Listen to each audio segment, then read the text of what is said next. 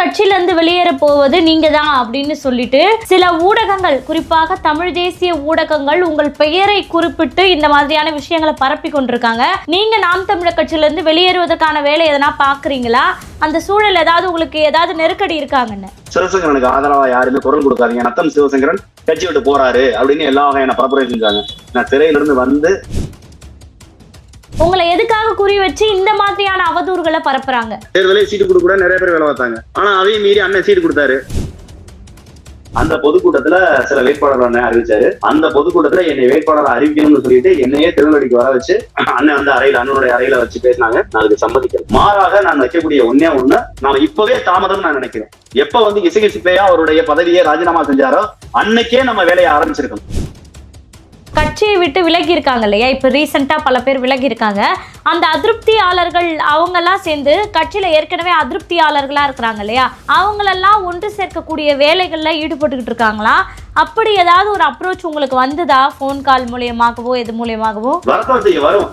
நான் தான் திரும்ப சொல்றேன், கட்சியில இருந்து வெளியில போனவர்கள் தமிழக வெற்றி கழகத்திற்கோ திமுக இருக்கோ அதிமுக இருக்கோ பிஜேபி காங்கிரஸுக்கோ போகாமல் உறுதியாக அவங்க நீக்கிறதுக்கு முன்னாடி ஒரு அவமானப்படாம அசிங்கப்படாம நீங்களே வெளியேறீங்க அப்படிலாம் சொல்லி எனக்கு அறிவுரை சொல்லி ஆலோசனை சொன்னவங்களும் இருக்காங்க. வாங்க நம்மளாம் ஒன்னா சேர்ந்து நிப்போம்னு சொன்ன நபர்கள் இருக்காங்க. என்னை வாங்கன்னு சொன்ன நபர்கள் திரும்ப வந்து வேற கட்சியில போய் சேர்ந்தவங்களும் இருக்காங்க. ஒருவேளை நாம் தமிழர் கட்சிக்குள்ள நான் இருப்பது யாருக்காவது இடையூறா இருக்கு, அல்லது நான் இப்படி பேசுறது திறந்த வெளியில பேசுறது யாருக்காவது இடையூறா இருக்கு, இல்ல யாருக்காவது நான் ஜிங்சாக் போடாம இருக்கேன், ஜால்ரா போடாம இருக்கேன், ஆகவே இது வருத்தமா இருக்குனாக்க கலங்கரை சொந்தங்களுக்கு அன்பு வணக்கம். இன்று நம்மோடு நேர்காணலில் இணைந்திருப்பவர் நத்தம் சிவசங்கரன் அவர்கள். வணக்கம் அண்ணா. வணக்கம். நலமா இருக்கீங்களா? நல்லா இருக்கீங்க. நல்லா இருக்கீங்களா? நலமா இருக்குங்க அண்ணா. தொடர்ந்து சட்டமன்ற நிகழ்வுகளை நம்ம பார்த்துட்டு வரோம். அதுல வந்து இன்னைக்கு விவசாயிகள் தொடர்பான விவாதங்கள் போயிட்டு இருந்ததை நீங்க பார்த்துருப்பீங்க. குறிப்பா தாவேக அரசாங்கம் சொல்லிச்சு விவசாயிகளின் பயிர்க்கடன் முழுவதும் ரத்து அப்படின்னு சொல்லி ஆட்சிக்கு வந்து இப்போ வந்து சில நிபந்தனைகளை விதித்திருக்கிறாங்க. நீங்க எப்படி பாக்குறீங்க? மாற்றம்னு சொன்னவங்க மாற்றமாக செயல்படுறாங்களா? இல்ல சகோதரி, நீங்க கேட்கையில நான் வந்து இன்னைக்கு இருக்கக்கூடிய, அதாவது நான் பல காணொலிகளை சொல்லியிருந்தேன், ஒரு 6 மாசம் கால அவகாசம் ஆச்சு, பிரீத்திங் பீரியட்னு கொடுக்கணும். புதுசா ஒரு அரசாங்கம் வந்திருக்கு, அந்த அரசாங்கத்துக்கு ஒரு பிரீத்திங் பீரியட் கொடுக்கணும் அப்படின்னு சொல்லிட்டு நம்ம சொல்லியிருந்தேன். ஏன்னா நாம் தமிழர் கட்சியே இந்த இடத்துல ஆட்சி அமைச்சிருந்தாலும் இந்த இடத்துல ஆட்சி அமைக்கக்கூடிய சூழ்நிலை எதிர்காலத்தில் நம்ம ஆட்சி அமைக்கும் போது கூட நீங்க எல்லாருக்குமே ஒரு 6 மாத கால அவகாசம் தேவைப்படும். அந்த மாதிரியான 6 மாத கால அவகாசத்தை நம்ம வந்து சொல்லியிருந்தோம். அந்த மாதிரி ஒரு நம்மளோட ஒரு இடைவெளியை கொடுப்போம், ஒரு 6 மாதம். ஏன்னா 60 ஆண்டுகளாக திராவிட கட்சிகள் வந்து இந்த நாட்டை சீரழிச்சிருக்காங்க. அதை சரி செய்ய ஒரு 6 மாதம் வேணும்னா ஒரு 6 மாதம் தாவேக்காவுடைய நடவடிக்கைகள் எப்படி இருக்குன்னு பார்ப்போம், அதுக்கப்புறம் நம்ம விமர்சனத்தை வைப்போம் அப்படின்ற மாதிரி நம்ம சொல்லியிருந்தோம். ஆனா நீங்க வந்து பாத்தீங்கன்னாக்க விமர்சனங்களுக்கு அப்பாற்பட்டது வந்து எந்த ஒரு அரசியல் கட்சி தலைவர்களோ யாருமே கிடையாது. அப்ப நம்ம என்ன நினைச்சோம், விமர்சனம் வைக்கணும், அதுக்கு ஒரு காலாவகாசம் கொடுப்போம். அதே நேரத்துல ஒரு சில விடயங்களுக்கு காலாவகாசம் கொடுக்க முடியாது. இப்ப பெண்களுக்கு எதிரான பாலியல் வன்கொடுமையோ, குழந்தைகளுக்கு எதிரான பாலியல் வன்கொடுமையோ, அல்லது ஒரு விவசாயிகளுக்கு ஒரு இடர்பாடு ஏற்படும் போது காவிரி நதிநீர் பிரச்சனையோ, முல்லை பெரியார் பிரச்சனையோ, அல்லது மக்களுடைய வாழ்வாதார பிரச்சனையோ உடனே ஏற்பட வேண்டிய பேரிடர்களோ, இதுக்கெல்லாம் வந்து நம்ம வந்து காலவாசம் கொடுக்க முடியாது சகோதரி. ஏன்னா நம்ம வந்து ஒரு அரசுக்கு தான் நம்ம காலவாசம் கொடுக்குறோம். அதிகாரிகள் ஏற்கனவே இருந்தவங்க தானே, அரசு தானே புதுசு. தாவேக எம்எல்ஏக்களும் தாவேக அமைச்சர்கள் தானே புதியவர்கள், முதலமைச்சர் தானே புதியவர்கள்.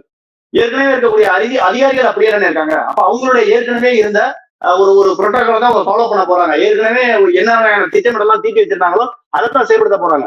அது பேரிடர் காலங்கள்ல வந்து நான் 6 மாசம் பொறுமையா இருக்குன்னு சொல்றதோ, பாலியல் வன்கொடுமை காலங்கள்ல வந்து 6 மாசம் பொறுமையா இருக்குன்னு சொல்றது சரியா வராது.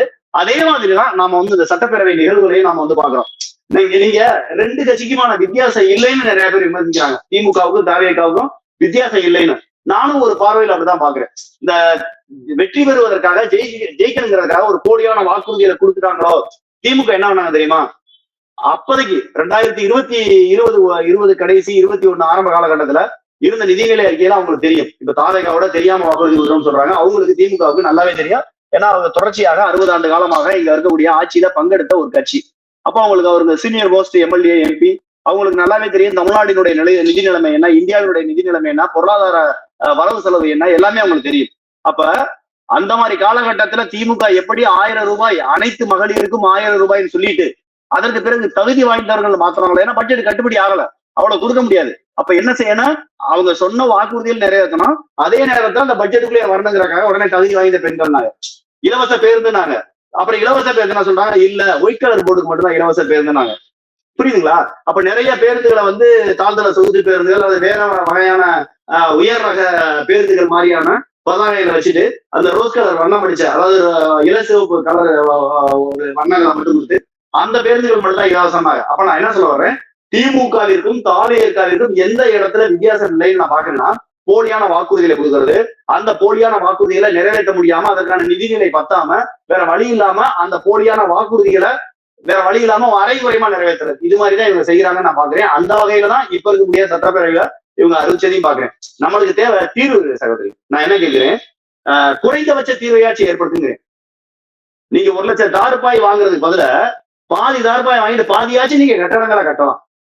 நீங்க காங்கிரீட் கட்டடங்கள் போடுறது பதில காங்கிரீட் கட்டடங்கள் போட்டா பட்ஜெட் அதிகமாகலாம். காங்கிரீட் கட்டடங்கள் போடுற அளவுக்கு பேஸ் மட்டத்தை போட்டு இப்போதைக்கு தகரத்திட்டையாச்சும் வைங்கன்றோம்.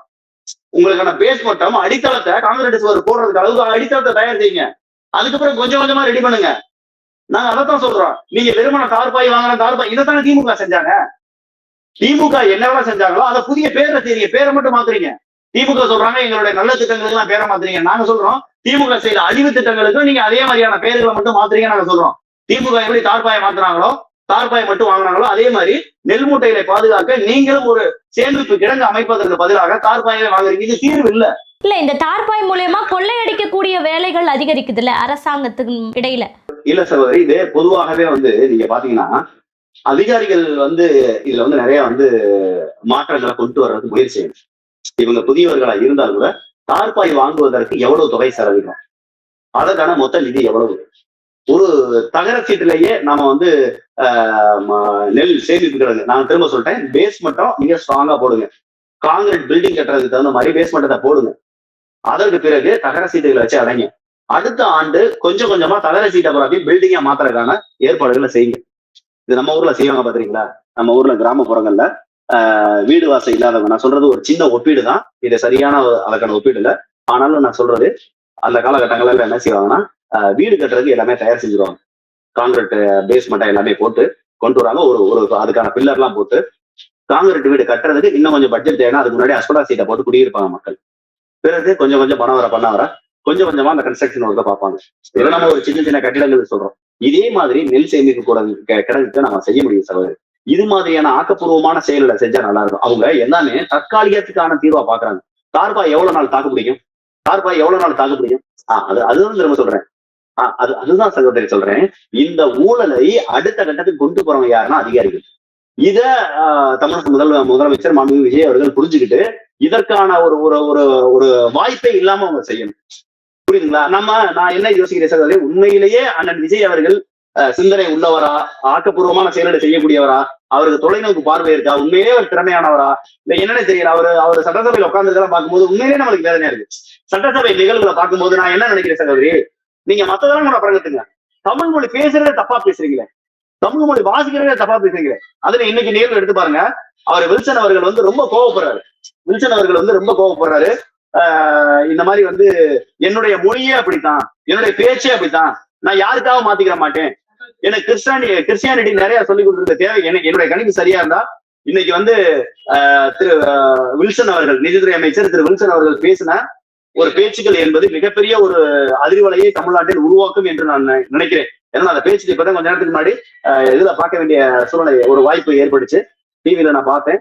கண்டிப்பாக அது வந்து ஒரு பெரிய அவர் வந்து என்னன்னா ஒரு மதம் சார்ந்து, நான் திரும்ப சொல்றேன், எல்லா மதத்தையும் ஒன்னா பார்க்கக்கூடிய நபர், நான் எல்லா வகையான வழிபாட்டையும் செய்யக்கூடிய நபர் நான் சொல்றேன். ஆனா ஒரு அமைச்சராக இருந்து கொண்டு சட்டசபையில் பேசும்போது அவர் முன் வைக்கக்கூடிய பேச்சுகளும் சரி, அவர் முன்னுதாரணமா காட்டக்கூடிய உதாரணங்களும் சரி, அது வந்து ஒரு மதம் சார்ந்தோ அல்லது ஒரு எதிர் முனையில இருக்கக்கூடியவங்களுக்கு ஒரு ஒரு ஒரு தான் ஒரு மதம் சார்ந்தவர் போலவோ காட்டிடக்கூடாது. ஏன்னா அவர் வந்து உங்களுக்கும் அமைச்சர், எனக்கும் அமைச்சர், இங்க இருக்கக்கூடிய எல்லா வகையான ஜாதிகளுக்கும் எல்லா வகையான மதங்களுக்கும் அவர் தான் அமைச்சர். அப்படி இருக்கும்போது அவர் கண்ணியத்தோட ஜாதி மதங்களுக்கு மொழிகளுக்கு அப்பாற்பட்டு அவர் இருக்கணும். அதே நேரம் தமிழ் மொழிக்கும் தமிழ் இனத்திற்கும் முக்கியத்துவங்கள் கொடுக்கணும். நான் என்ன சொல்றேன், ஒரு அமைச்சர் என்பவர் இங்கு வாழக்கூடிய பிற மொழியாளர்களுக்கு மொழி பாகுபாடை ஏற்படுத்தி அவருடைய வாழ்க்கையில ஏற்ற இறக்கங்களை செய்யக்கூடாது. அதே நேரத்துல இங்கு இருக்கக்கூடிய இந்த மாநில மொழிக்கும் இந்த மாநில பண்பாடு கலாச்சாரங்களுக்கும் பாதுகாக்கிற வண்ணமாகவும் அதற்கு கேடு விளைவிக்காத வண்ணமாகவும் இருக்கணும் அவருடைய பேச்சு.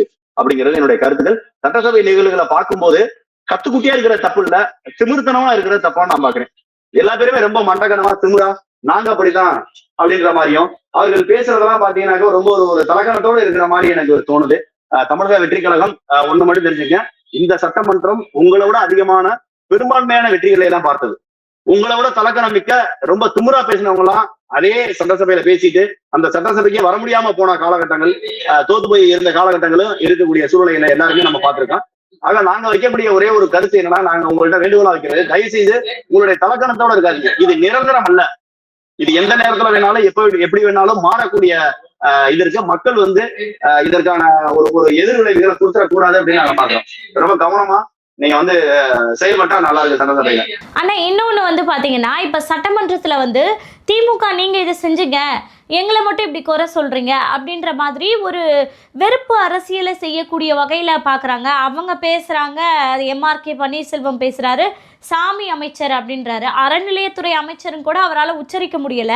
இத்தனைக்கும் பல ஆண்டுகள் அரசியலே ஊறி போனவர்களாக இருக்கிறாங்க. இவங்க சொல்றாங்க, உங்க முதல்வர் கான்கிரீட் போட்டு கரும்பு விவசாயிகள் மத்தியில ஒரு வயல்ல நடந்து போனாரே, அதை மறந்துட்டீங்களா அப்படின்னு கேட்குறாங்க. இது என்னமோ ஒரு வெறுப்பு அரசியலை சட்டமன்றத்தில் உமிழ்வது போல தோன்றுதா இல்லையான்னு? இல்ல சகோதரி, இல்ல இது தொடர்ச்சியாவே இங்க எப்படிதான் அடிச்சு கிடப்பாங்க. என்னடா அதே பேசுன்னு நினைக்கிறேன். உண்மையிலே அது ஒரு கேவலமாவும் இருக்கும். இப்படிதான் இவங்க அடிச்சுட்டே கிடப்பாங்க. இதுக்கு முன்னாடி நீங்க பாத்தீங்கன்னா ஜெயலலிதாவோட சேலையெல்லாம் இழுத்து அவங்களுடைய தலைமுடியெல்லாம் பிடிச்சி இழுத்து அசிங்கப்படுத்தி அவமானப்படுத்தினதா இருக்கு. இன்னும் சொல்லணும்னாக்கா பழைய காலங்களெல்லாம் நீங்க பாத்தீங்கன்னா மேடைகள்ல டிவி இதுகள் எல்லாம் பாத்தீங்கன்னா திரைப்படங்கள் எல்லாம் வேட்டி சட்டசபைக்கு போனா வேட்டியை ரொம்ப கவனமா பிடிச்சிக்கிறணும், வேட்டியை ரொம்ப கவனமா கட்டியிருக்கணும், இறுக்கி கட்டியிருக்கணும், ஏன்னா உறிஞ்சு விட்டுருவாங்க அப்படின்லாம் சொல்லுவாங்க. அந்த அளவுக்கு ரொம்ப கைகலப்பெல்லாம் நடக்கக்கூடியது, ஆபாச வார்த்தைகளே அசிங்கமாவும் பேசிக்கிறது, ஒரு பொறுமை இல்லாம பேசுற, மக்கள் பிரதிநிதின்ற மறந்துட்டு ஏதோ ஒரு பேட்டை ரவுடி மாதிரி பேசுறது, இது மாதிரியான வேலையில எல்லாம் அவங்க அந்த பேட்டை ரவுடின்னு சொல்லுவாங்க. அந்த மாதிரி எல்லாம் இருக்கக்கூடிய காட்சிகளை நம்ம பார்த்திருக்கோம். அதனுடைய தொடர்ச்சியா தமிழக வெற்றிகரம் இருக்கக்கூடாது. ஆனா இவங்க அப்படிதான் இருக்காங்க. இப்ப நீங்க பாத்தீங்கன்னா இதற்கு முன்பு திமுகவுல இருந்த ஒரு நிதி அமைச்சர் PTR பழனிவேல் தியாகராஜன் அவர்களை அதே மாதிரி அதிமுக ஒரு தமிழை வாசி தெரியல அப்படிதான் பேசினாங்க. அதுக்கப்புறம் அவர் மாத்திக்கிட்டாரு. ஏன்னா அவர் அமெரிக்காவில இருந்து வந்தாரு, ஒரு தமிழ் தெரியல, அதனால அதை மாத்திக்கிட்டாரு, திருத்திக்கிட்டாரு. அதற்கு பிறகு நிதித்துறை அமைச்சரையும் மாத்தினாங்க. அந்த சம்பவங்கள்லாம் திமுக ஆட்சி காலத்துல நடந்துச்சு. நான் என்ன சொல்ல வர்றேன், இதே மாதிரிதான் இன்னைக்கு இருக்கக்கூடிய தாவேக்காவும். நான் என்ன சொல்றேன், ஆக்கப்பூர்வமாக எதிர்கட்சிகள் உங்களுக்கு ஆலோசனைகள் கொடுத்தா அதை ஏத்துக்குங்க, அதை மாத்திக்கங்க, முடிஞ்ச அளவு அதை சரி செஞ்சுக்குங்க. ஆக்கப்பூர்வம் மட்டும் உங்களை நக்கல் பண்றாங்க, நையாண்டி பண்றாங்க, அதுக்கு நீங்க முக்கியத்துவம் கொடுக்க வேண்டிய தேவையில்லை. நான் என்னை பொறுத்தளவு சொல்றது, ரெண்டு கட்சிகளுமே நீங்க மக்கள் பிரதிநிதிகளை மறந்துடாதீங்க. நீங்க மக்களுக்காக மக்களால் தேர்ந்தெடுக்கப்பட்டு சட்டசபையில பேசுறீங்க. உங்களுடைய தொகுதி சார்ந்து, உங்களுடைய மாவட்டம் சார்ந்து, அல்லது அமைச்சர்களாக இருந்தால் உங்கள் துறை சார்ந்து எந்த வகையில எல்லாம் இந்த மக்களுக்கு நல்லது செய்ய முடியும், எந்த வகையில எல்லாம் இந்த மக்களுடைய எதிர்காலத்தை கருதி நல்லது செய்யறதுக்கான திட்டங்களை செய்ய முடியுன்றதுக்கு முக்கியத்துவம் கொடுத்தா நல்லா இருக்கும் அப்படின்னு தெரியுது. ரொம்ப வேடிக்கையாகவும் கேவலமாகவும் ஒரு ஒரு என்ன சொல்றது, ஒரு ஈகோவா தான் அவங்க பேசிக்கிறாங்க. அவங்களுக்குள்ள பக்குவமே இல்லை. இன்னும் சொல்லணும்னா சீனியர்கள் அப்படிதான் நடந்துக்கிறாங்க. திமுகவை சேர்ந்த சீனியர்கள் அப்படிதான் நடந்துக்கிறாங்க. சீனியர்கள் அப்படி செய்யறாங்கன்றதுக்காக கோவத்துல தாவேக்காரங்களும் அப்படி நடந்துக்கிறாங்க. இதை கொஞ்சம் பொறுமையாகவும் நாகரிகமாக கையாண்டா நல்லா இருக்கும். இதை மக்கள் பாக்குறாங்க. மக்கள் பார்க்கும்போது இவ்வளவு கேவலமாவா இருக்காங்க, இவங்களுக்காக நம்ம ஓட்டு போடுற மாதிரி அவங்க பேசக்கூடாது. அதுக்கு தகுந்த மாதிரி நாகரிகமா நடந்துட்டாங்க, கொஞ்சம் நல்லா இருக்கும். இன்னொன்னு, இது வெற்றி பட்ஜெட் அல்ல, வெற்று பட்ஜெட் அப்படின்னு சொல்லிட்டு சீமானவர்கள் இந்த பட்ஜெட் முழுவதும் ஒரு விளம்பரமாக தான் இருக்கு, ஆனா முழுமையாக செயல்படுத்தக்கூடிய வகையில தொகைகள் ஒதுக்கப்படல அப்படின்னு சொல்லி ஒரு பிரதான குற்றச்சாட்டை முன் வச்சு அறிக்கை வெளியிட்டு இருக்கிறாரு. நீங்க எப்படி பாக்குறீங்க, இது வெற்று பட்ஜெட் தானா இல்ல வெற்றி பட்ஜெட்டா? இல்ல சகோதரி, அண்ணன் நான் நாம் தமிழர் கட்சியினுடைய ஒரு பொறுப்பாளர். அண்ணன் சீமான் என்ன சொல்றாங்களோ அதான் என்னுடைய கருத்து. அண்ணனுடைய கருத்துக்கு மாறான ஒரு கருத்து சொல்ற முறையா இருக்காது. அண்ணனுடைய கருத்தை தான் நான் முன்மொழிகிறேன், வழிமொழிகிறேன். நிறைய இதுல ஒரு சில சொதப்பல்கள் நம்ம பேசணும்னு நினைச்சீங்கன்னா, தேர்தல் அறிக்கையில அவங்க என்னவெல்லாம் சொன்னாங்களோ அந்த திட்டங்களுக்கு இவர்கள் அடிப்படையில ஏதாவது அவங்க செஞ்சிருக்காங்களான்னு பார்த்தா ஒண்ணுமே. தேர்தல் அறிக்கையில அவங்க சொல்லியிருப்பாங்க பாத்தீங்களா, நாங்கள் வெற்றி பெற்றால் இதெல்லாம் செய்வோம்னு, தேர்தலில் வெற்றி பெற்றால் நாங்கள் இந்த மாதிரியான திட்டமிடலை எல்லாம் நாங்க மக்களுக்கு இதெல்லாம் செய்வோம் அப்படின்னு சொல்லியிருந்ததுக்கான எந்த ஒரு செயல் திட்டங்களுமே இல்லை. அவர்கள் இப்ப உங்களுக்கு புரியுற மாதிரி சொல்லணும்னாக்கா, அவர்கள் ஒவ்வொரு குடும்பத்திற்கும் மகளிருக்கு 2500 ரூபாய் சொன்னாங்க. அதுக்கு ஏதாவது ஒரு திட்டமிடல் காட்டியிருக்காங்களா? இல்ல. வேலை இல்லாத இளைஞர்களுக்கு, பட்டப்படிப்பு முடித்த இளைஞர்களுக்கு 4000 ரூபாய் கொடுக்குறோம்னு சொன்னாங்க. அது ஏதாவது இருக்கானா? இல்ல. இது மாதிரி பல்வேறு வகையான திட்டங்களுக்கு அவங்க சொன்னது எதுவுமே. இப்ப இலவச பேருந்து 2 வருஷம் கழிச்சு செயல்படுத்துவாங்களா? இல்ல சகோதரி, நீங்க தேர்தல் அறிக்கை கொடுக்கும் போது நாங்க இந்த திட்டங்களை இத்தனை ஆண்டுகள் நாங்கள் வெற்றி பெற்றால் செய்வோம்னு சொன்னீங்களா? நாங்க வெற்றி பெற்றதுக்கு அப்புறம் சட்டசபையில வந்து 2 வருஷம் கழிச்சு செய்வோம் 3. இப்ப தெரியுதுங்களா அந்த வித்தியாசம் என்னன்னு? நீங்க பொங்கலுக்கு நீங்க திமுக வந்து பொங்கலுக்கு எந்த வகையான அந்த பொங்கல் பரிசு தொகுப்பு கொடுக்கல. இடையில ஏன்னா நாங்க வந்த உடனே இந்த புது மாப்பிள்ள புது பொண்ணுன்னு சொல்லுவாங்கல்ல, புது பொண்டாட்டின்னு, அது மாதிரி வந்த உடனே திட்டங்கள் அறிவிச்சதுல ஒரு சில திட்டங்களை வந்து செயல்படுத்தினாங்க. பொங்கல் தொகுப்பூதியங்கள் எல்லாமே கொடுத்தாங்க, பொங்கல் பரிசு எல்லாமே கொடுத்தாங்க திமுக. அதுக்கப்புறம் இடையில பாத்தீங்கன்னா 2 வருஷம் கொடுக்கவே இல்லை. கடைசியா தேர்தல் வர போயில பாத்தீங்கன்னா 5000 ரூபாய் மொத்தமா கொடுத்தாங்க. இதெல்லாம் என்னன்னா மறைமுகமாக வாக்குக்கு லஞ்சம் கொடுக்கறதான் நம்ம பாக்குறோம். அதே மாதிரிதான் இப்ப தாவேகாவும் செய்யுது. நான் ஒரு சில விடயங்கள்ல தாவேகாவும் திமுக ஒண்ணுன்னு பாக்குறேன். அவங்க போட்டின்னு சொன்னது தாவேகாவுக்கு திமுகவுக்கு இடையில போட்டின்னு சொன்னது ஒருவேளை மக்களை ஏமாத்துறது, சொல்லொன்னு செயலொன்னுமா இருக்கிறதா இருக்குமோ என்ற ஒரு ஐயப்பாடு வர்ற அளவுக்கு தான் அவங்களுடைய செயல்பாடுகள் இருக்கு. மாறாக அவங்க என்ன வாக்குறுதிகள், தேர்தல் வாக்குறுதிகள் இங்கே வரல அவங்க தெரிஞ்சுங்க. நம்மளுக்கு இந்த தேர்தல் வாக்குறுதி கொடுக்க தெரியாது சகோதரி. நாம் தமிழர் கட்சி இது மாதிரியான தேர்தல் வாக்குறுதி கொடுக்க தெரியாதா? ஆண்டுக்கு 6 சிலிண்டர் இலவசம் கொடுக்குறாங்க, 12 சிலிண்டர் இலவசம் சொல்ல தெரியாதா? வீட்டுக்கு ஒரு கார்னு அண்ணன் விளையாட்டு நக்கலுக்கு சொன்னாரு. அது மாதிரி வீட்டுக்கு ஒரு கார் 5 லட்சம் ரூபாய் மதிப்புல வீட்டுக்கு ஒரு கார்னு சொல்ல தெரியாதா? புரியுதுங்களா? இன்னும் சொல்றேன், வீட்டுக்கு ஒரு கார் சொல்ல வீட்டுக்கு 2 பைக்கு, ஒரு ஸ்கூட்டி மாதிரியான லேடிஸ் ஓடுறதுக்கு ஒரு பைக்கு, ஜென்ஸ் ஓடுறதுக்கு ஒரு பைக்குன்னு கொடுக்க தெரியாதா? மக்களை ஏமாற்றுறதுக்கு என்ன வேணாலும் செய்யலாம். வீட்டுக்கு மாசம் 5000 ரூபாய் கொடுக்க தெரியாதா? பட்டுப்புடவை இலவசமா கொடுக்குறேன்னு சொன்ன மாதிரி, தாலி பட்டுப்புடவை இலவசமா கொடுக்குறேன்னு சொன்ன மாதிரி, சீர்வரிசைகள் பூராமே 1 லட்சம் ரூபாய் மதிப்பிலான பண்டபாத்திரங்கள் இலவசம் சொல்ல தெரியாதா? புரியுதுங்களா? சொல்ல தெரியாம இல்ல, பொய் வாக்குறுதிகள் கொடுக்க தெரியாம இல்ல. நாம என்ன நினைக்கிறோம், தமிழ்நாட்டினுடைய கஜானாவில எவ்வளவு நிதிநிலை இருக்கு, தமிழ்நாட்டின் ஒட்டுமொத்த கடன் எவ்வளவு, கடனுக்கு நம்ம வட்டி கட்டுறது எவ்வளவு. இப்ப நீங்களும் இருக்கீங்க, நானும் இருக்கேன். நம்ம வீட்டுல 1 கோடி ரூபாய் கடன் இருக்கு, மாசம் 2 லட்சம் ரூபாய் வட்டி கட்டணும். இந்த மாதிரி சூழ்நிலையில நாம இந்த கடனுக்கு வட்டி கட்ட பார்ப்போமா, இந்த கடனை தீர்க்கிறதுக்கு பார்ப்போமா, இல்ல இன்னும் ஆடம்பரமா வாட்ச், மோதிரம், செயின், பைக்கு, காரு, பங்களான்னு கட்டி இன்னும் கடனை அதிகப்படுத்த பார்ப்போமா? என்ன செய்வோம்? நம்ம வீட்டை எடுத்து பாருங்க. இப்ப என் வீட்டுல 1 கோடி ரூபாய் கடன் இருக்கு, மாசம் 2 லட்சம் வட்டி கட்டணும். நான் என்ன நினைப்பேன், ஆடம்பரத்தை குறைச்சிக்கிறேன். கார் வாங்குறது, பங்களா வாங்குறது, வாட்ச், மோதிரம், இன்னும் சொன்னா ஆடம்பரமான செலவுகள், வெளியில போய் உணவுகளை சாப்பிடுறது, விழாக்களை கொண்டாடுறது, இந்த மாதிரியான ஆடம்பரங்களை பூரா குறைச்சிக்கிட்டு நான் என்னுடைய கடனை எப்படி கட்டி முடிக்கிறது, அந்த கடனை பூரா வட்டி எப்படி கட்டுறது, முதல்ல வட்டி எப்படி கட்டுறது, அந்த வட்டியை வந்து இன்னும் எப்படி குறைக்கிறது, வட்டியை குறைக்கணும், கடனை குறைக்கணும், அப்ப கடனை எப்படி குறைக்கிறது, இப்படிதான் நம்ம யோசிப்போம். வருமானத்தை அதிகப்படுத்துறது எப்படி, இப்படிலாம் நம்ம பார்ப்போம். நாம இருக்க வட்டி அதிகமாக கட்டிக்கிட்டு கடனும் அதிகமா வாங்கிட்டு இன்னும் ஆடம்பர செலவு செஞ்சோம்னா என்ன ஆகும், நம்ம நடுத்தருக்கு வந்துருவோம். இது நம்ம ஒரு குடும்பத்துக்கு என்ன நிகழ்வோ அதே தான் ஒரு நாட்டுக்கும். அப்ப நாட்டினுடைய கடன் என்ன, நாட்டினுடைய பொருளாதார சூழ்நிலை என்ன, நாட்டினுடைய கடன் என்ன, நாட்டினுடைய அன்றாட வருவாய் என்ன, இந்த வருவாய்க்கு தகுந்த மாதிரி வட்டி எவ்வளவு கட்டணும், இன்னும் கடனை குறைக்கிறதுக்கு என்னென்ன வழிவகைகள் செய்யணும், மக்களுக்கு புதிய திட்டங்களுக்கு எவ்வளவு செலவழிக்கணும், இந்த புதிய திட்டங்கள்ல எந்த அளவுக்கு வந்து நிதி வந்து ஒரு இறுக்கி பிடிச்சி செய்ய முடியும், இப்படின்ற ஒரு திட்டமிடல் செய்யறதை விட்டுவிட்டு வெற்று வாக்குறுதிகளை பத்தி அந்த வெற்று வாக்குறுதியை நிறைவேற்ற முடியாம இருக்கிற நிதிநிலையை பார்த்தா இன்னமும் கடன் வாங்கி என்னத்தை சாதிக்க போறாங்க. அப்ப இதைத்தான் நம்ம சொல்றோம், தேர்தல் அறிக்கையில நாம் தமிழர் கட்சி இலவசம் என்ற ஒண்ணு தவிர்த்ததுக்கான காரணம் நம்ம முற்றிலும் தவிர்க்கல. இலவசமா குடிநீர் கொடுத்தோம், இலவசமா கல்வி கொடுக்குறோம், இலவச மருந்து கொடுக்குறோம். ஏன்னா அது அன்றாட வாழ்க்கை தேவை. சரி, இதெல்லாம் இதுக்கு முன்னாடி இல்லை, ஏன்னா இருக்கு. கொடுக்குறவங்கள தானே மக்கள் நம்புறாங்க. தகவல் நான் ஒண்ணு சொல்றேன் கேளுங்க, நாம உண்மையிலே சொல்றேன், நாம இதெல்லாம் பார்த்து கஷ்டப்படவே தேவையில்லை, இவ்வளவு தூரம் நம்ம கத்தவே தேவையில்லை, இப்படி எல்லாம் உட்காந்து யூடியூப்ல உட்காந்து பேசி கத்தவெல்லாம் தேவையில்லை. நாம ஜாலியா உட்காந்து ஒரு 5 வருஷம் வேடிக்கை பார்ப்போமே. இந்த அடுத்த பெரிய, இப்போ நீங்க பாத்துங்க, ஒரு பெரிய இடர் வரப்போகுது. இந்த முழுக்க மழைக்காலம் வரப்போகுது. இந்த மழை காலத்துல சென்னை எந்த அளவுக்கு தத்தளிக்கும் தெரியும். இந்த தடவை இனிமேல் எல்னோ காலத்துல இனிமேல் வந்து எல்னோ வர்றதுனால முழுக்க வந்து ஒரு குறிப்பிட்ட பகுதி மட்டும் மழைன்னு சொல்ல முடியாது. எந்த பகுதியில மழை வெள்ளத்துல மிதக்க போகுது, எந்த பகுதி வந்து அதிகமான மழைப்பொழிவு, எது வந்து வெள்ளத்துல நடக்க போகுதுன்னு தெரியல, எந்த பக்கத்துல குறைவான மழைப்பொழிவு, எது வந்து நிலத்தடி இல்லாம தண்ணி பஞ்சத்துல கஷ்டப்பட போகுதுன்னு தெரியல, எது வெயில்னால கஷ்டப்பட போகுதுன்னு தெரியல. அப்ப நான் என்ன சொல்ல வரேன், அன்றாட மக்கள் வேதனைக்கு உள்ளாகும் போது அவர்கள் யோசிப்பார்கள், நாம செய்தது தப்பு, நாம தேர்ந்தெடுத்தது தப்பு, நாம இப்படி ஒரு கவர்ச்சியை பார்த்து வாக்களிச்சிருக்க கூடாதுன்னு மக்கள் உணர்வார்கள்.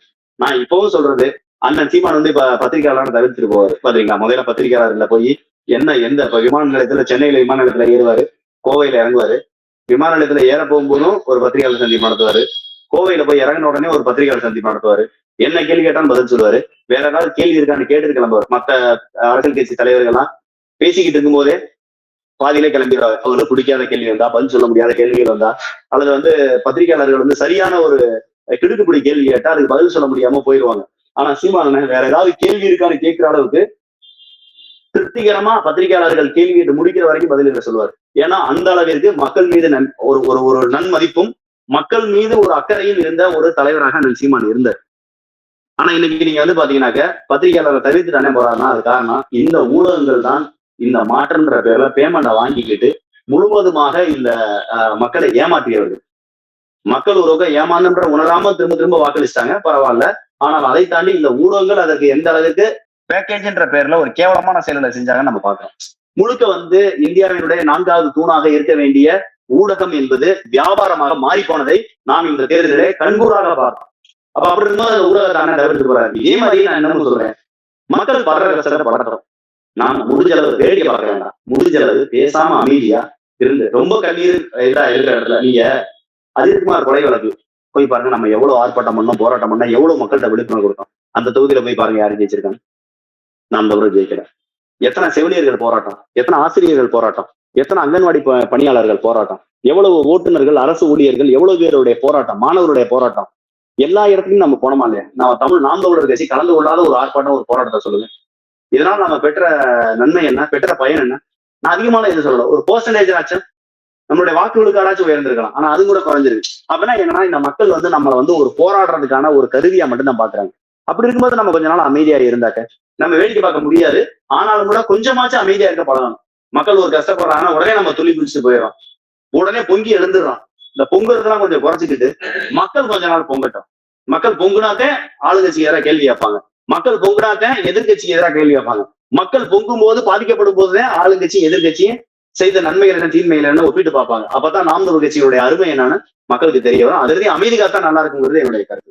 இன்னொன்னுங்கண்ணே, இப்போ பாத்தீங்கன்னா அடுத்த கட்சியில இருந்து வெளியேற போவது நீங்க தான் அப்படின்னு சொல்லிட்டு சில ஊடகங்கள், குறிப்பாக தமிழ் தேசிய ஊடகங்கள் உங்கள் பெயரை குறிப்பிட்டு இந்த மாதிரியான விஷயங்களை பரப்பி கொண்டிருக்காங்க. நீங்க நாம் தமிழர் கட்சியில இருந்து வெளியேறுவதற்கான வேலை எதனா பாக்குறீங்களா? அந்த சூழல் ஏதாவது உங்களுக்கு ஏதாவது நெருக்கடி இருக்காங்கன்னு? இப்ப இல்ல, எப்பவுமே நெருக்கடி கொடுத்துட்டே இருப்பாங்க அவங்களுக்கு.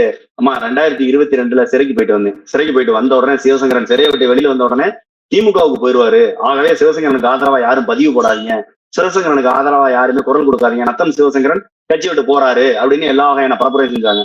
நான் சிறையில இருந்து கண்டிஷன் பேர்ல கையெழுத்து போட முடிச்சாலும் நேரடியா அண்ணனை தான் பார்த்தேன். நான் அதுக்கடையில போன்ல கூட அண்ணன் பேசல. அண்ணனே என்னை கூப்பிட்டு என்னடா சிறையில எப்படி இருந்துச்சு என்னன்னு எதுவுமே விசாரிக்கல. வெளியில வந்து நேரம் அண்ணனா போய் தான் பார்த்தேன்.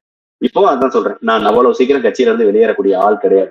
ஒரு சிலர், நான் முதல் சொன்னதான் இப்பவும் சொல்றேன், ஒரு சிலர் எதிர்பார்த்துக்கிட்டே இருக்காங்க, என்னை புறக்கணிச்சுக்கிட்டே இருப்பாங்க, தவிர்த்துக்கிட்டே இருப்பாங்க. நான் அதை பத்தியெல்லாம் கவலைப்படாத சகோதரி. எனக்கு நிறைய வேலை இருக்கு, என்னுடைய பர்சனல் வேலை நிறைய இருக்கு, நிறைய பொருளாதார சிக்கல் இருக்கு, நிறைய கடன் இருக்கு. நான் கடன் அடைக்கிறதுக்கு என் தொழில ரொம்ப நேர்த்தியா, ரொம்ப விரைவா அதிகமா செஞ்சுட்டு இருக்கு. இப்பவும் கூட நான் வெளி மாநிலத்துல என்னுடைய தொழில் சார்ந்துதான் நான் இருக்கேன். இப்ப நாம் தமிழர் கட்சிக்கான பணிகளை நீங்க மேற்கொள்றீங்கல்ல? அதான், அதை பத்தி எல்லாம் நாம் தமிழர் கட்சி பணிகள் எனக்கு என்ன கொடுக்குறாங்களோ அதை செய்யறேன். இப்போதைக்கு தேர்தலுக்கு பிறகு எனக்கு எந்த வேலையும் கொடுக்கல. ஆகவே இணையதளத்துல மட்டும் மாநில கொள்கை வரப்பு செயலாளராக இருக்கேன். என்னுடைய வேலை என்ன, கொள்கையை பரப்பணும். மேடைகளை பேச கூப்பிட்டா போய் பேச போக போறேன். மேடையில பேச கூப்பிடலாட்டி உங்களை மாதிரி பேச கூப்பிடக்கூடிய இணையதளங்கள்ல பேசுறேன். இப்ப நான் சென்னை வந்தா நேரடியா வர சொல்றீங்க, நேரடியா வந்து பேட்டி கொடுக்குறேன். சென்னை வரல, வெளியூர்கள்ல இருக்கேன், நீங்க இணையதளம் மூலமா கேட்கறீங்க, இணையதளம் மூலமா பேட்டி கொடுக்குறேன். நான் இப்ப கூட கட்சி வேலை பார்த்துட்டு தான் இருக்கேன். உங்களுக்கு முன்னாடி உட்காந்து நான் பேசுறதோட கட்சி வேலை பார்க்குறேன். நீங்க ஏதாவது எனக்கு காசு கொடுக்குறீங்களா? நீங்க எனக்கு காசு கொடுக்குறீங்க, நான் சம்பாதிக்கிறேனாக்கா அது என்னுடைய தனிப்பட்ட வேலை, வருமானத்துக்காக பேசுறேன்னு சொல்லுவாங்க. நான் கட்சிக்காக தானே பேசுறேன், கட்சிக்காரனா தானே பேசுறேன், அவ்வளவுதான். இதுவும் கூட கட்சி பண்ணிதான். ஒரு கொள்கை பரப்பு செயலாளர் கொள்கையை பரப்புறேன். அது நேரடியா கொள்கையை பரப்புனா, மேடைகளை கொள்கையை பரப்புனா, இணையதளங்கள் மூலமா கொள்கையை பரப்புனா, என்னுடைய வேலை நாம் தமிழ் கட்சியுடைய கொள்கையை பரப்புறது, பரப்பிக்கிட்டே இருக்கிறேன். நான் என் கட்சி பண்ணி செஞ்சுட்டே இருக்கேன். உங்களை எதுக்காக குறி வச்சு இந்த மாதிரியான அவதூறுகளை பரப்புறாங்க? உங்களை மாதிரி ஊடகங்கள்லாம் தேடி வந்து பேட்டி எடுக்கிறீங்கல்ல, அது கூட இருக்கலாம். பேட்டி எடுக்கும்போது என்னாக, மக்கள் மத்தியில நான் ஒரு பேசு பொருளாவேன். பேசு பொருள் ஆகும்போது சிவசங்கரன் நல்லா கலப்பணி செஞ்சாரு. தேர்தலில் சீட்டு கொடுத்த முன்னே, தேர்தலே சீட்டு கொடுக்க கூட நிறைய பேர் வேலை பார்த்தாங்க. ஆனா அதையும் மீறி அண்ணன் சீட்டு கொடுத்தாரு.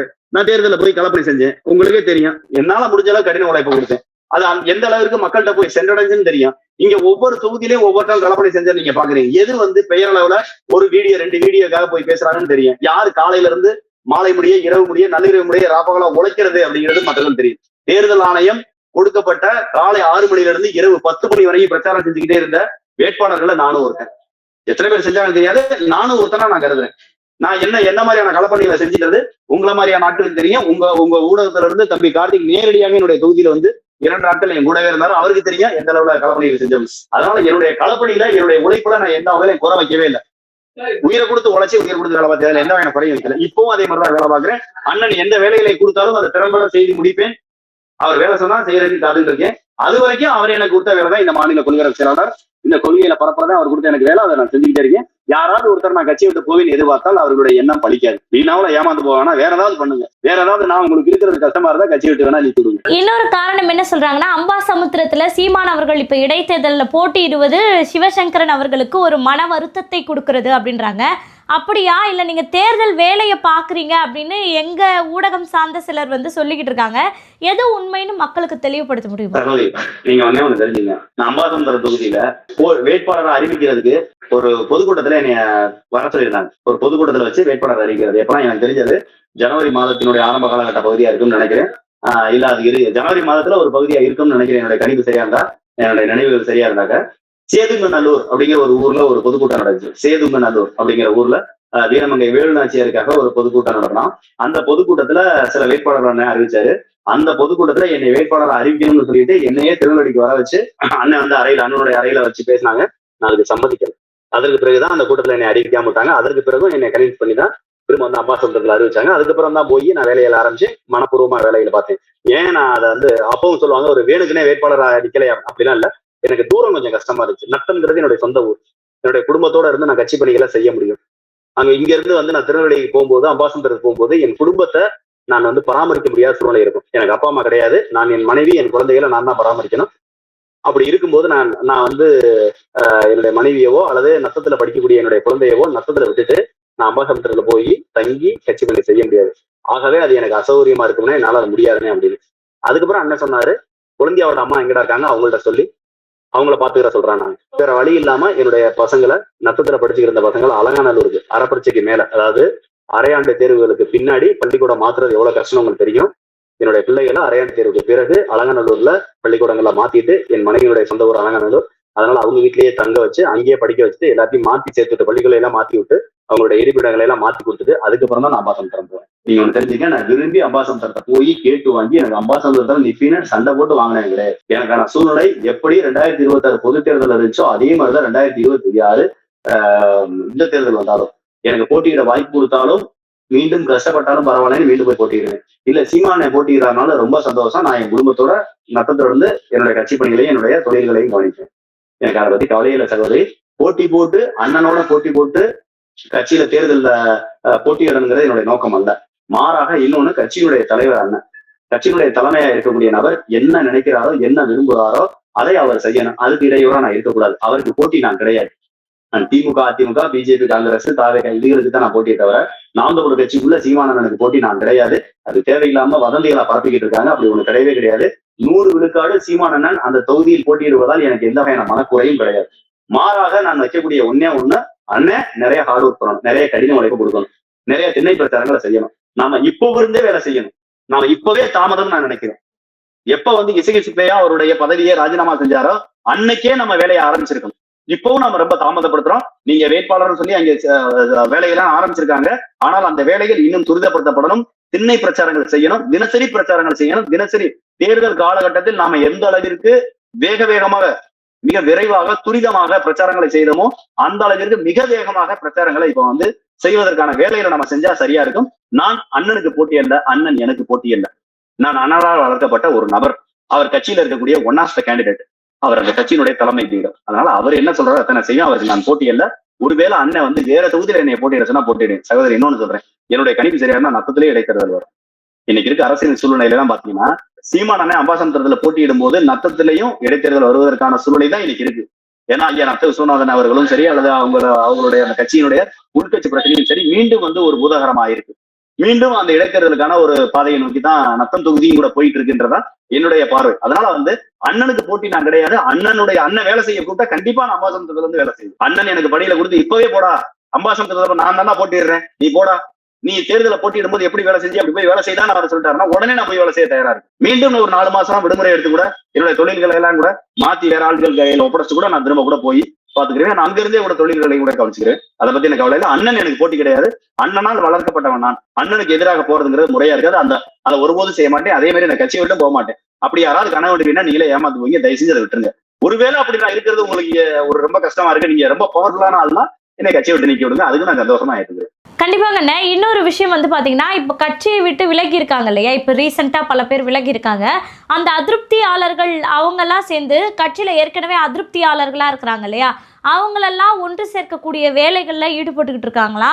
அப்படி ஏதாவது ஒரு அப்ரோச் உங்களுக்கு வந்ததா? ஃபோன் கால் மூலியமாகவோ எது மூலியமாகவோ? வந்துச்சு சகோதரி, அதெல்லாம் வந்துச்சு. அதெல்லாம் வரதான் செய்யும், வரதான் செய்யும், வரதான் செய்ய வரும். நான் தான் திரும்ப சொல்றேன், கட்சியில இருந்து வெளியில போனவர்கள் தமிழக வெற்றி கழகத்திற்கோ, திமுக இருக்கோ, அதிமுக இருக்கோ, பிஜேபி காங்கிரஸுக்கோ போகாமல் தனியாக இன்னொரு தமிழ் தேசியத்தை கட்டமைத்தால் மகிழ்ச்சி, நல்லபடியா பண்ணுங்க, வாழ்த்துக்கள் தான் சொல்லுவேன். ஏன்னா என்னைய பொறுத்தளவு தமிழ் தேசியத்துக்கு நிறைய இயக்கங்கள் தேவை. நீங்க அவங்களுக்கு என்ன பதிலடி கொடுத்துருந்தீங்க? இல்ல, அவர்கள் வந்து அவர்களோட கருத்தை சொல்றாங்க. இப்படி எல்லாம் இருக்கு தம்பி, இப்படி எல்லாம் இருக்கு, நம்ம இப்படி எல்லாம் மாத்த நல்லா இருக்கும் ஒரு சிலர் சொன்னாங்க. ஒரு சிலர் கால் பண்ணி, ஆனா இப்படி எல்லாம் இருக்குனே, இதே நிகழ்வு தானே உங்களுக்கு நடக்குது, இப்படி ஒரு சிலர் உங்களுக்கு எதிராக கட்டம் கட்டுறாங்கன்னு, நீங்க அடுத்து வெளியேற்றப்படுவீங்கன்னு, உறுதியா உங்களை அடுத்து வந்து உங்களுக்கு தான் ஸ்கெட்ச் போட்டுருக்காங்க, உறுதியாக உங்களை கட்சியை விட்டு நீக்க போறாங்கன்னு, அவங்க கட்சியை விட்டு நீக்கிறதுக்கு முன்னாடி நீங்களே வெளியேறிருங்கண்ணே, வாங்கண்ணே நம்மளாம் ஒன்னா சேர்ந்து நிற்போம் அப்படின்னு கூப்பிட்ட நபர்கள் இருக்காங்க. தம்பி இந்த மாதிரி நாங்க கேள்விப்பட்ட வரையில எங்களுக்கு முன்னாடியே உங்களை நீக்கி இருக்கலாம், ஆனா நாங்கெல்லாம் வந்து கண்ணியமா வேண்டாம், அடுத்து உங்களை தான் நீக்க போறாங்க, உறுதியாக அவங்க நீக்கிறதுக்கு முன்னாடி ஒரு அவமானப்படாம அசிங்கப்படாம நீங்களே வெளியேறிருங்க அப்படிலாம் சொல்லி எனக்கு அறிவுரை சொல்லி ஆலோசனை சொன்னவங்களும் இருக்காங்க. வாங்க நம்மளாம் ஒன்னா சேர்ந்து நிப்போம்னு சொன்ன நபர்கள் இருக்காங்க. என்னைய வாங்கன்னு சொன்ன நபர்கள் திரும்ப வந்து வேற கட்சியில போய் சேர்ந்தவங்களும் இருக்காங்க. அது இப்ப நடக்கல, தொடர்ச்சியாக அது பல ஆண்டுகளா நடந்துகிட்டே இருக்கு. அது இப்பவும் கூட நடக்குது. அதை பத்தி நான் கவலைப்பட போறதில்ல. என்னிட்ட பேசினவங்களுக்கு நன்றி சொல்லிட்டு போயிட்டு வாங்கன்னு சொல்லியிருக்கேன். அதே மாதிரிதான் நான் இப்ப ரொம்ப சரியா இருக்கிறேன். ஒருவேளை நாம் ஒரு கட்சிக்குள்ள நான் இருப்பது யாருக்காவது இடையூறா இருக்கு, அல்லது நான் இப்படி பேசுறது திறந்த வெளியில பேசுறது யாருக்காவது இடையூறா இருக்கு, இல்ல யாருக்காவது நான் ஜிங்சாக் போடாம இருக்கேன், ஜால்ரா போடாம இருக்கேன், ஆகவே இந்த வருத்தமா இருக்குனாக்க அவங்க வேணா நீக்கிறத நீக்கட்டும். யார் அப்படிலாம் செய்வாங்கன்ற உங்களுக்கு தெரியும், எனக்கு தெரியும். நான் எதை பத்தி கவலைப்பட சகோதரி ஒண்ணு சொல்றேன் கேட்டுங்க. என்னுடைய உழைப்பு, என்னுடைய காசை போட்டுதான் அந்த கட்சிகளை செய்யறேன். என்னுடைய வேலைகளை விட்டுட்டு தான் அந்த கட்சிகளை செய்யறேன். இந்த கட்சியால் எனக்கு எந்த வகையிலும் தனிப்பட்ட வருமானம் கிடையாது. நான் என்னுடைய கடினமான உழைப்பு கொடுக்குறேன். மாவீரர்களுடைய ஆத்மாவை நான் என்னுடைய வழிகாட்டிகளை நினைக்கிறேன். அந்த ஆத்மா தான் என்னை வழிநடத்துன்னு நினைக்கிறேன். கட்சியை விட்டு நீக்கினாலும் பயப்பட போறது இல்லை. கட்சியை விட்டு நீக்கினாலும் கட்சிக்கு வெளியில இருந்தும் தமிழ் தேசியத்திற்கும் நாம் தமிழர் கட்சிக்கும் வேலை வைப்பேன். கட்சிக்குள்ள இருந்தாலும் சீமானனுக்கும் நாம் தமிழர் கட்சிக்கும் வேலை வைப்பேன். தமிழ் தேசியத்திற்காக உழைப்பேன். என்னுடைய இலக்கு என்பது தமிழ் தேசியம் தமிழ்நாட்டில் வளர வேண்டும். அது சீமானன் உயிரோடு இருக்கும் காலத்தில் நடக்க வேண்டும் என்பது என்னுடைய ஆசை. அதற்காக உழைக்கிறேன். என்ன நடந்தாலும் அதை பத்தி கவலைப்பட போறது கிடையாது. நான் கட்சிக்குள்ள இருந்தா அண்ணன் சொல்ற தொகுதியில எப்படி அம்பாசமுத்திரத்துல இரவு பகலா உழைச்சமோ அது மாதிரி உழைக்க போறேன். ஒருவேளை என்னை கட்சியை விட்டு வெளியேற்றி விட்டா ஒரு தொகுதியில உழைச்சா 234 தொகுதியில உழைப்பேன். அவ்வளவுதான். இதை பத்தி கவலைப்பட மாட்டேன். சுதந்திரமா வேலை செய்வேன், சுதந்திரமா பேசுவேன். அதை பத்தி கவலையே பட மாட்டேன். நான் சீமானனுக்காக வேலை செய்யறோம், தமிழ் தேசியத்திற்காக வேலை செய்வோம், தேசிய தலைவர் பிரபாகரனுக்காக வேலை செய்வோம். அதுக்காக எப்பவுமே உழைப்பேன். எதை பத்தி கவலைப்பட மாட்டேன். கண்டிப்பாங்கண்ணா. பல உண்மைகளை உடைத்து பேசியிருந்தீங்க நேர்காணல்ல. தொடர்ந்து பேசுவோம். நன்றிங்கண்ணா. நன்றி.